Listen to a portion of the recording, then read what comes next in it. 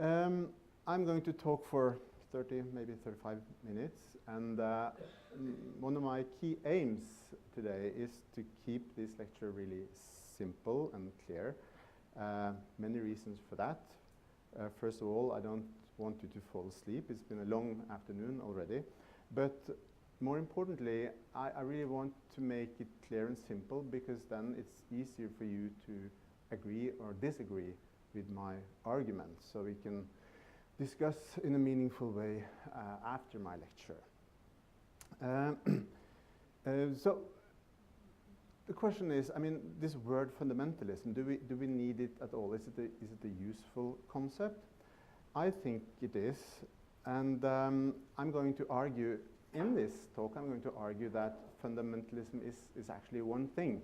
It's one thing that we can talk about, and we should be careful not to just put this label on anything that we don't like. So we need to be precise when we use this term, especially as scholars.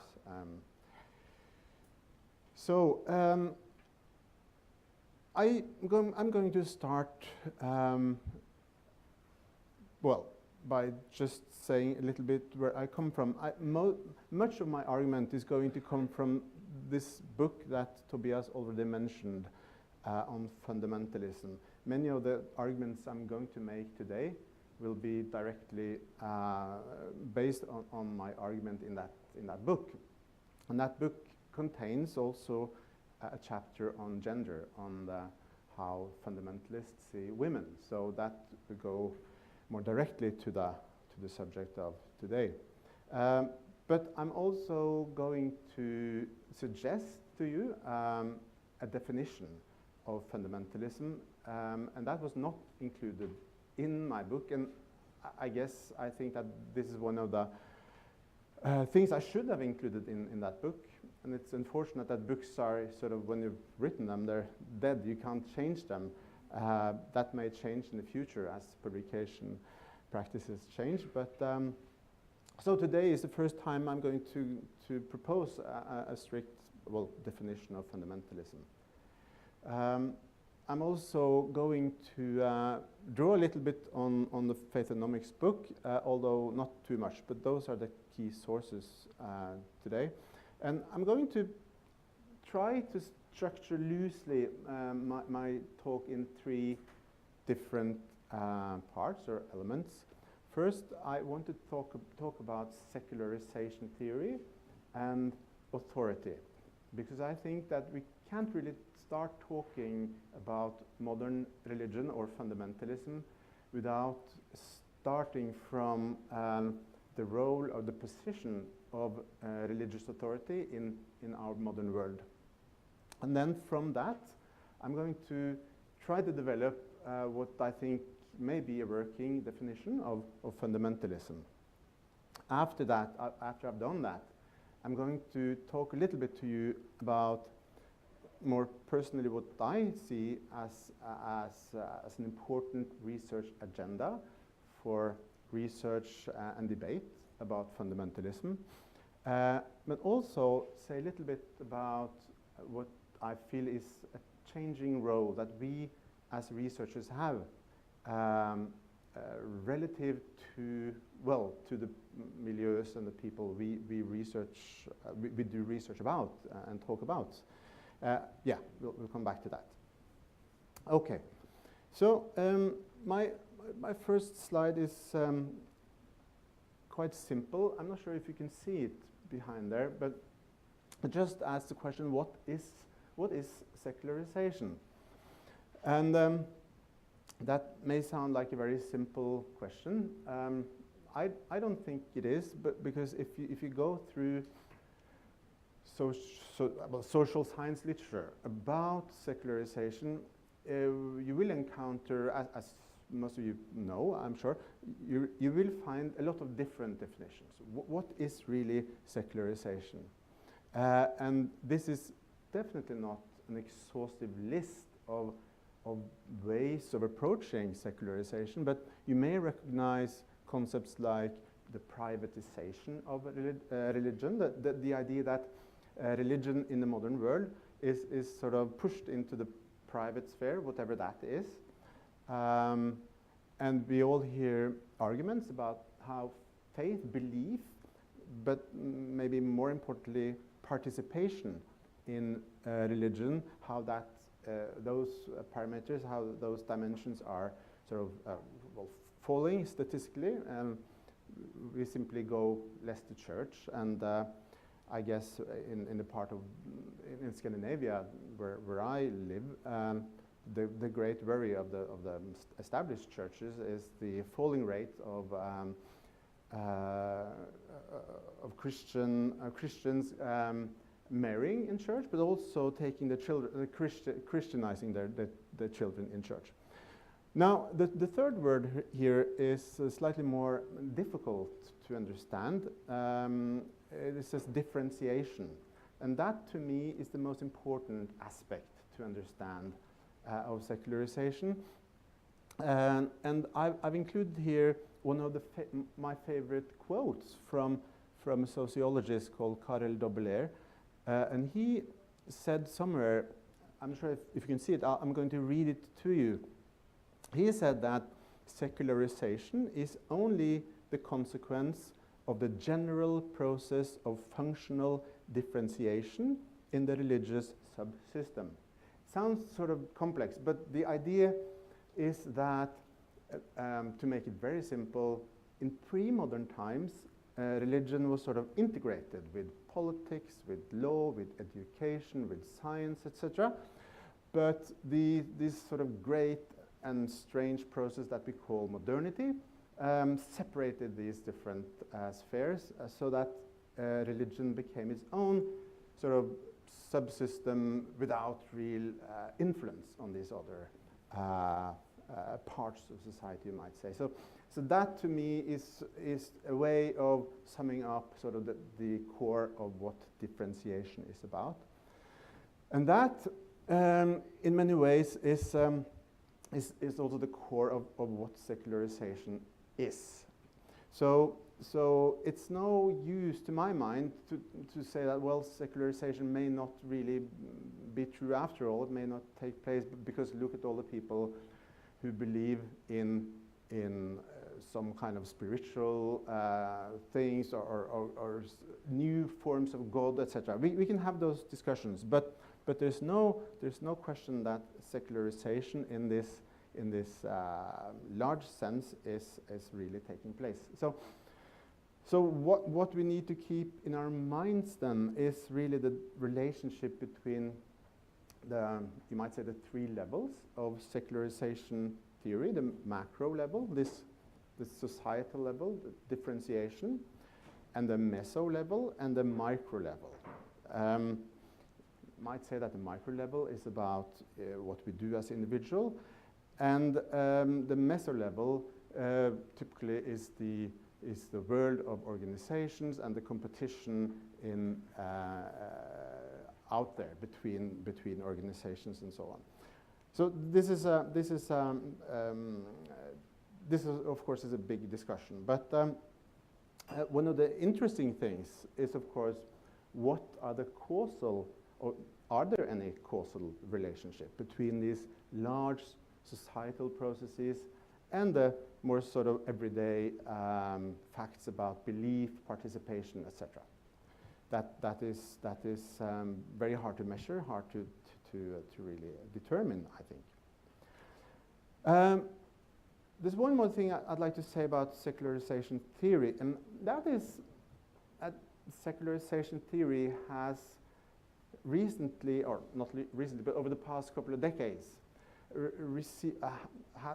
has been challenged, you might say, by what some see as an alternative paradigm, namely what is variously called the economics of religion, rational choice theory, religious market theory,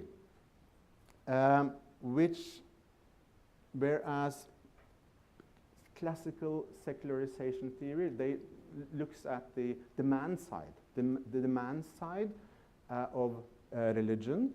The economic theory rather looks at the supply side, meaning it would rather look at the supply of religious goods from churches, mosques, etc., the organizations able to deliver religious goods is more important to understanding the totality of religious life than we as consumers, the demand side.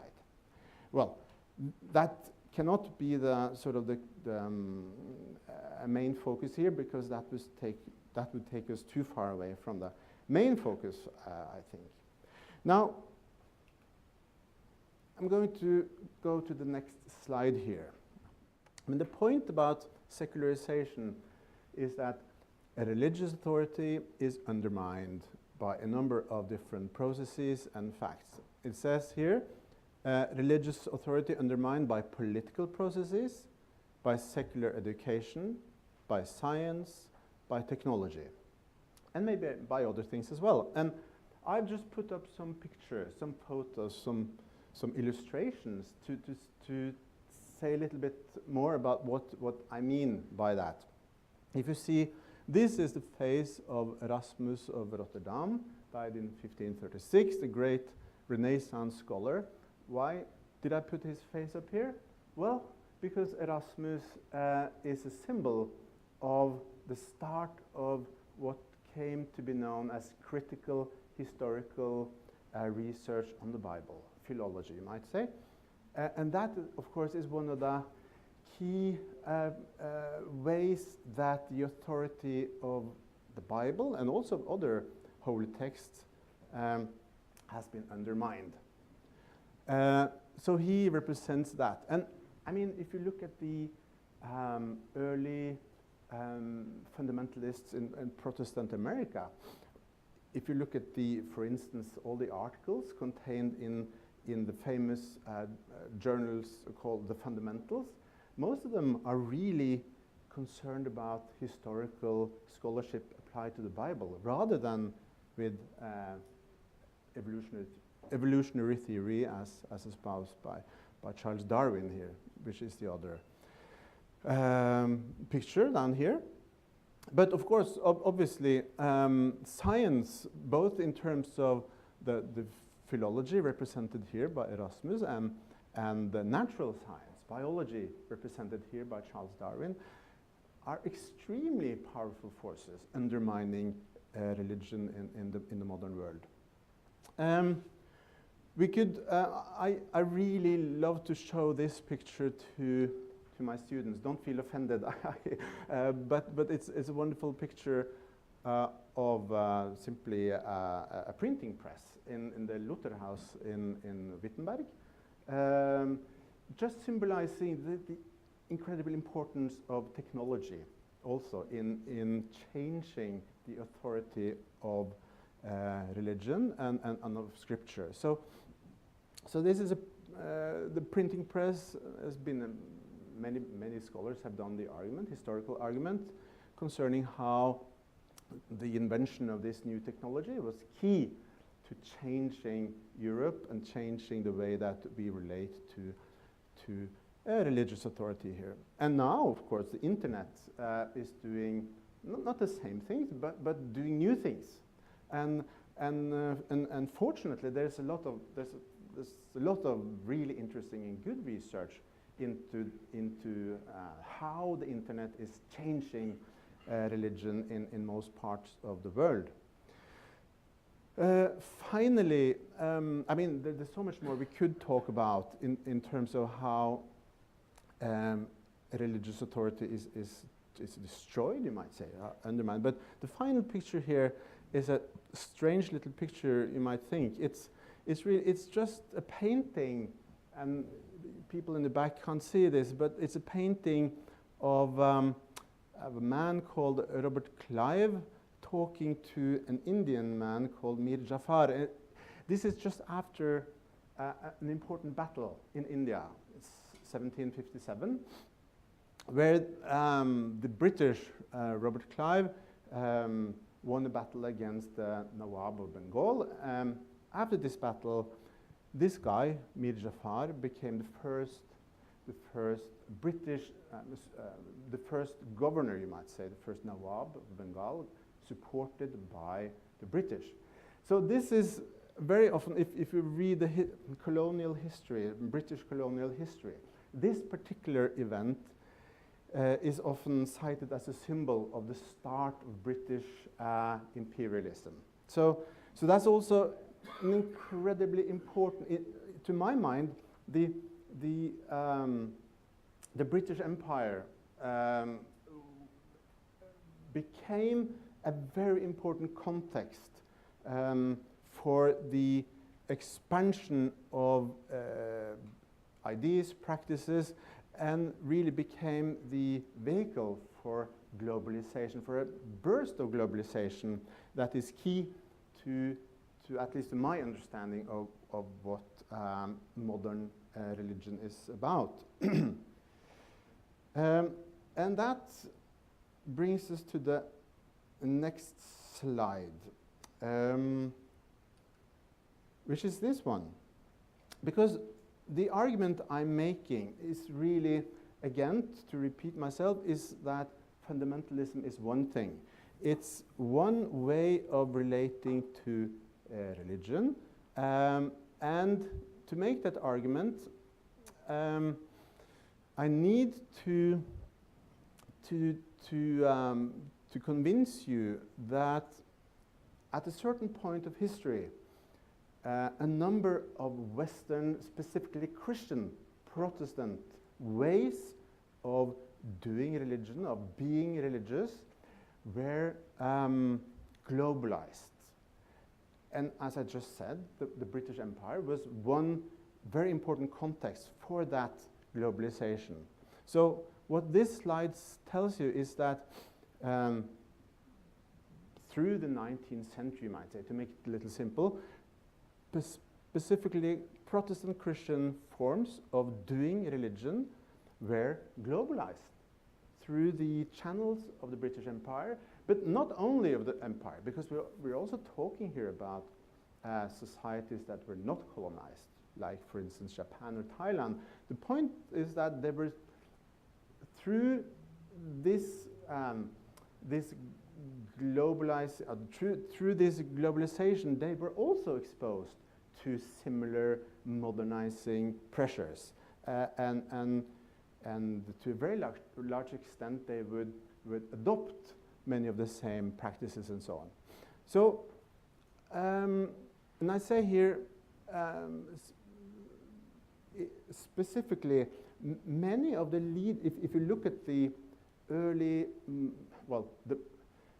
the religious leaders across the globe from the mid-19th century, the 1850s, you might say, you will see that many of them explicitly mimicked Christian forms. They said so because many of these leaders felt that the only way to meet the challenge from the Christian world was to adopt the ways, the ways of organizing themselves, the ways of preaching, etc. So here I have two pictures. I've chosen here to have two persons from the world of Hinduism. One on the bottom here is a man called Dayananda Saraswati, who in 1875 founded the Arya Samaj. I'm not sure if anybody has heard of Arya Samaj, but it's really one of the most important Hindu revivalist organizations ever. Extremely important for the revival, the renaissance, you might say, of a new form of Hinduism, which really still has enormous consequences in Indian politics today. What is Dayanand doing here? Well, first of all, this is just a painting, of course, but what this Hindu leader is doing is he is on a platform preaching to a crowd of listeners. And that way of being a religious leader is something that he has adopted wholesale from the Christian missionaries that were operating in the Punjab, where he lived and that he saw, well, more or less every day. So this is what I mean when I say that leaders all over the world mimicked Christian styles. Here we have the infamous, you might say, Veer Savarkar, the founder of the term Hindutva, Hinduness, or some might say Hindu fascism.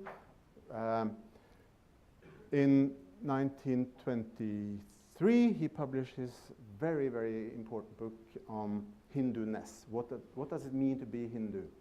And he is mostly associated with what we see today of the chauvinist and exclusionary Hindu nationalism that unfortunately has such a good, strong foothold in India today. So do you get my point? The point I'm making with this slide is that there's certain way, and we could do the same of course, with other religious cultures as well. I just took 2 examples here from India to make my arguments. And I don't want to go too much into this, but in the book that I just mentioned, that I'm building much of this on, I try to trace these ways of being a religious preacher. I try to unpack them with the help of the ideas of Max Weber, the great sociologist, and particularly look at Weber's ideas of the ethical prophet. The ethical prophet, the concept that really comes from the Old Testament, the ancient prophets of Israel, but more immediately, a way of being a preacher that became very popular in America and also in this country, in England, through the 18th century and also the 19th century, where you had large Christian revivals, and you had this new culture of outdoor preaching, of preaching to large congregations, and really inventing, you might say, new styles. And this was copied to some extent at least.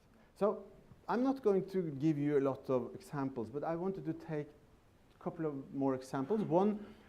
One from the world of Islam. And this man is somebody I try to write a little bit about several things I've done, because I think he's really a very, very good example of an early kind of fundamentalist leader. Who is he?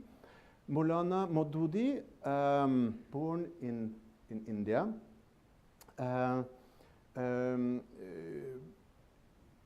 educated in a Western style partly, but also in a traditional style.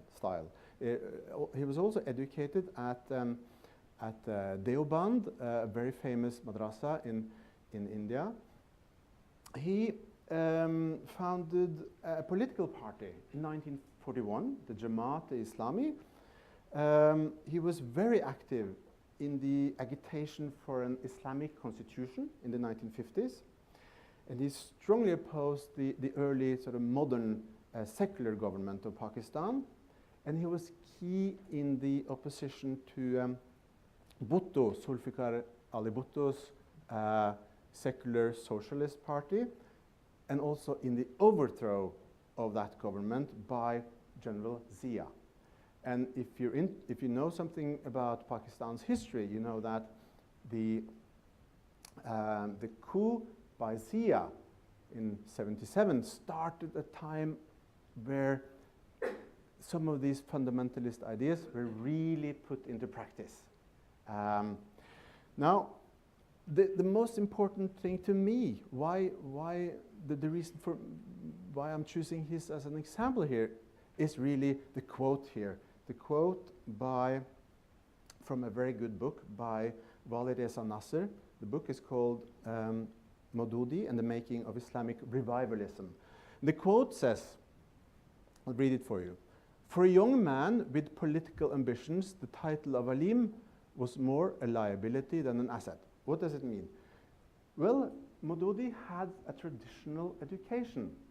He belonged to the religious elite of Pakistan. Okay? He had an Islamic education. But he discovered that that was a problem to him, because what he wanted to do was to create distance to this traditional elite. He represented exactly the kind of lay leader, or an ambivalent leader between the laity and the elite, who really represent the typical fundamentalist leader. Okay, so he's in between, and he was quite he never really got used to, or at least he tried to hide the fact that he had this traditional education. 10 minutes, right? Another man from the Buddhist world, just mention him, Anagarika Dharmapala from Sri Lanka. Same kind of ambivalent position. Perfect example of a man who behaved as in some ways as a monk, but he was never ordained as a monk. Or actually he was ordained as a monk just before he died, but through his adult life, he worked out this new strange role between the laity and the expert. And this is where I really believe that fundamentalism arises, in this new type of role that is not traditional, but that tries to defend culture, defend religion from the sidelines, you might say. And please don't feel offended, but this is a very simple figure, a triangle, where I'm trying to explain a simple point. And it may be hard to see here, and I'm not going to go too much into this, but on the top here, it says the state. On the bottom left, the laity, and on the right, the priesthood. And why am I showing you this? Because in a traditional society, there is a symbiotic relationship between these poles, you might say, these corners of a society. Now, what happens when a religious authority is destroyed is that this corner, the priesthood, the traditional priesthood, lose their role in society, they lose their authority. And that is why I'm saying that the fundamentalist leaders who create this new type of religion, they come from here. They are lay leaders, they are Christian pastors, they are different types of typical lay leaders, and they are not the traditional priesthood. Okay. And we can talk about this later if it's unclear. So I'm moving on now to a suggested definition of fundamentalism. And I realize that this is too far away from most of you, so I'm going to read it for you, because I assume you can't see this. So I'm saying here that fundamentalism is actions, attitudes, and ideas aimed at restoring the authority of religion in system and in life world, which was destroyed from the middle of the 19th century as a consequence of the secularizing forces of the modern state, a process starting in the USA and Western Europe and unfolding in different ways and at different times in all parts of the world through globalization. So it's a long and maybe cumbersome definition, but the essence of it is that fundamentalism is one thing. It's one thing that you can find in similar shapes, forms throughout the world. It's and why do I need to stress that? Well, if we go back to the great fundamentalism project, I'm sure that some of you have looked at the fundamentalism project coming out of the University of Chicago in the 90s, produced 5 big volumes on fundamentalism. So the Fundamentalism project from Chicago gave a list of 9 traits that fundamentalist movements shared. So they wanted fundamentalism to be defined as a kind of family resemblance. If a movement shares some of these 9 traits, they could loosely be classified as a fundamentalist group. But my point is that this is too weak. I think we need a stronger and a stronger thesis, namely that fundamentalism is we can call different movements and organizations by a common name, fundamentalism, not only because there is a family resemblance, but because they are in fact the results of the same global historical processes. So that's the point I'm making here. And there's a lot more I would like to say about this, but I know that time is, I don't have all that time left, so we can leave some of this for the discussion, 5 minutes. Excellent. So I'm moving on now. I've talked about secularization, about authority, and I've given you what I think is a good, decent definition of fundamentalism. Now I'm moving on to the last part of my lecture, where I'll rather look a little bit at a specific research agenda that I feel is important. Oops. And I'm going to round off with some comments on our role as researchers. Now, I think we are in a historical moment where Christianity might be changing its potential roles in politics. And I may be colored here by my affiliation to this center called the Center for Research on Extremism, the CREX.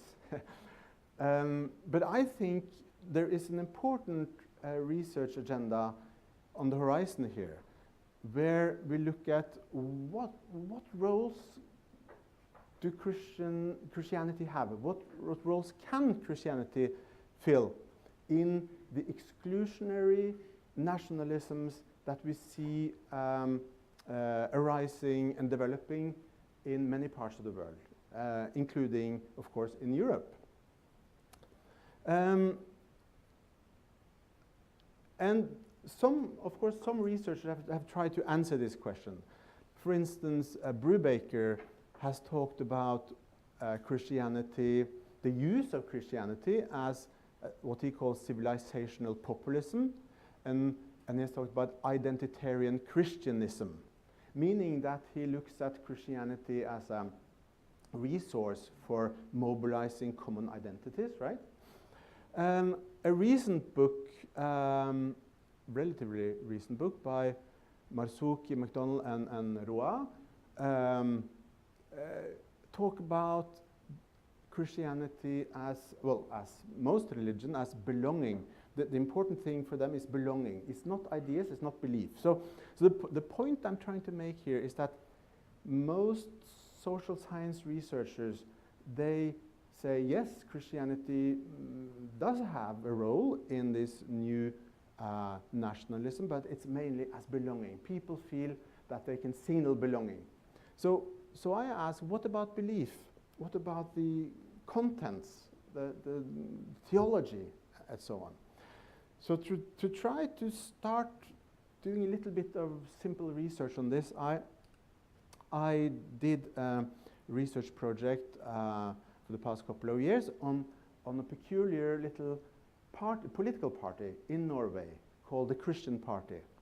Here we see the leader of this party, a fundamentalist Christian party by any account, but also a right-wing party in every sense of the word, meaning, for instance, that they support Trump, they would support fiercely Islamophobic, fiercely anti-immigrant, and so on. And the result of this research was this article that Tobias kindly mentioned called Christianity Betrayed, a conspiracy theory about a leftist Muslim plot against Christianity in Norway. So there are ideas here in this milieu, you might say, that the traditional political parties conspire with new immigrants to destroy Christianity. So I'm going to stop very soon, but in working with this material, I really felt that I discovered that the people I interviewed, because I did interviews with political leaders, also read, of course, a lot of text by these people. I was thinking to myself, how do I sort of conceptualize the contents of what what is the relationship between the theology that they talk about in interviews? You know, they were talking about the Bible, obviously, all the time, and connecting that to political ideas.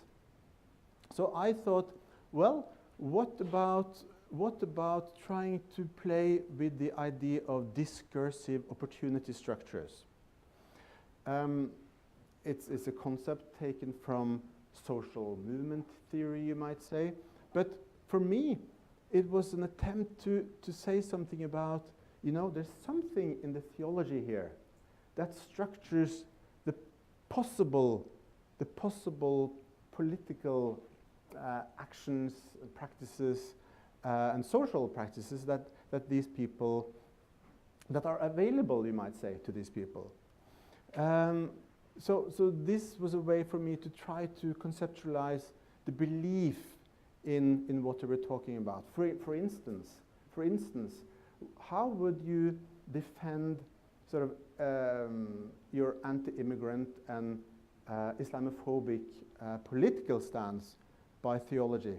Well, most of my respondents, the people I interviewed, would go to the Bible and they would find verses talking about nations and the way that nations need borders and the way that crossing borders could be a violation of God's plan with nations. So they try to put their political ideas in the language of theology, you might say. So this is just an example of a small research project. And this is my last slide, because I wanted to end by saying something about our role as researchers, because I think that role may be changing a bit, and especially if we do research on politically contentious issues like fundamentalism or extremism. I'll give you just a very quick example of how my research context, working for this, this is in Norwegian, I apologize for that, but my research context affiliated with this center was really a big problem when I tried to approach people, informants in this party, because, I mean, what do you say? You call them and say, hey, can I have an interview? I come from the Center for Research on Extremism. It really puts people off. So what do you do then? What do you do?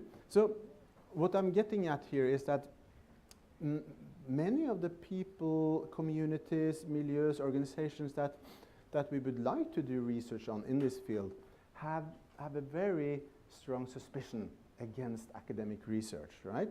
And maybe they have good reason for that. Also, I think our relations with the media may be changing. And I don't know this country well enough, but in Scandinavia, I know Scandinavia quite well, Norway, Sweden, Denmark. And I see that, and I've actually asked some of my colleagues in Scandinavia about this, how they feel about their media roles as commentators, etc. And they all seem to be of the opinion that things are changing fast because they tend to get much more feedback, negative feedback from people when they appear in media. And I get that myself. I get emails, not every day, but every week, saying that, what a stupid person you are, who you are engaging in research on this, and so on and so on. So there's something about dealing with this and being aware that, we are very much, and this maybe goes to our discussion about our, the reflexivity and being aware of our role as researchers, because I mean, we're in the middle of a revolution in the way that media is used, and a revolution in the channels that people might use to get in touch with us as researchers. And that really is quite significant. I'm going to stop now, but the last bullet point here says open science.